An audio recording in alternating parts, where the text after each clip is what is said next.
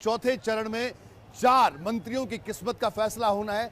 इसके अलावा कई ऐसे बड़े सियासी परिवार हैं जिनकी उत्तर प्रदेश की सियासत में जिन परिवारों का दशकों से दखल है, उन परिवारों की किस्मत का फैसला भी इस चौथे चरण में ही होना है।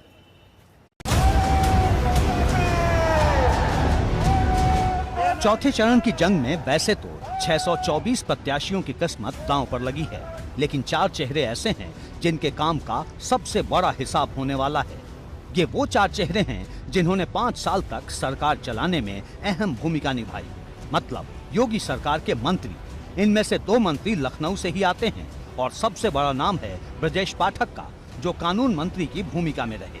वैसे भी यूपी की कानून व्यवस्था को लेकर खूब चर्चा हुई और अब कानून मंत्री की ही परीक्षा है। ब्रजेश पाठक की बात करें तो वो योगी सरकार में मंत्री हैं। 2017 में लखनऊ मध्य सीट से चुनाव जीते थे।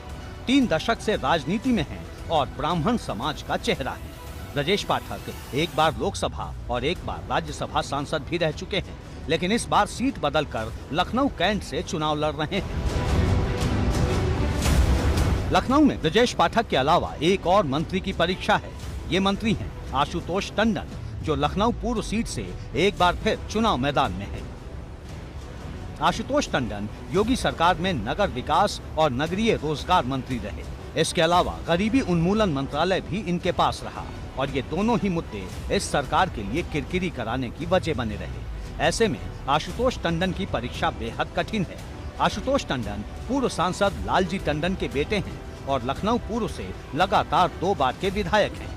आशुतोष टंडन 2014 से राजनीति में सक्रिय हैं और खत्री समाज से आते हैं। लखनऊ के अलावा फतेहपुर के भी 2 चेहरे ऐसे हैं जिनकी प्रतिष्ठा दांव पर लगी है।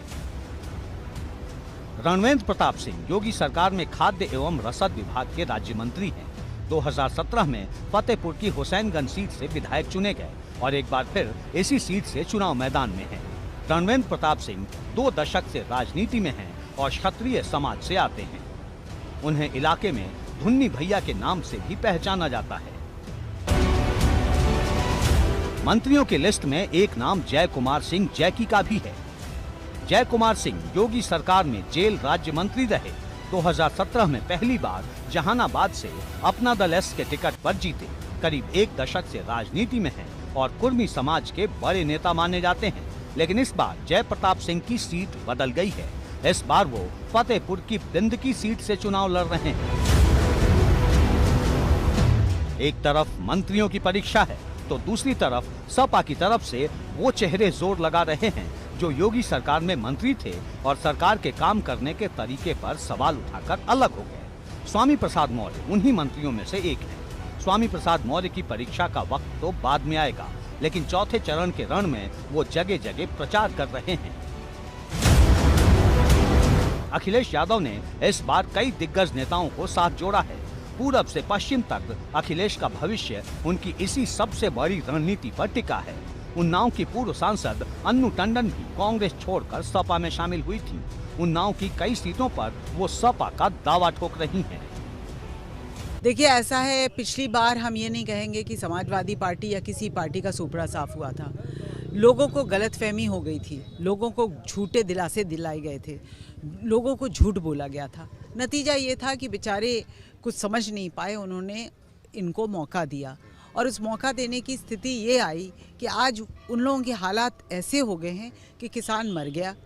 आप देख ही रहे हैं हमारे बेरोजगारों की क्या हालत है, वो भी आपको दिखाई पड़ रही है। चौथे चरण में जिन 60 सीटों पर वोटिंग होनी है, वहां कई दिग्गज मैदान में उतरे हैं।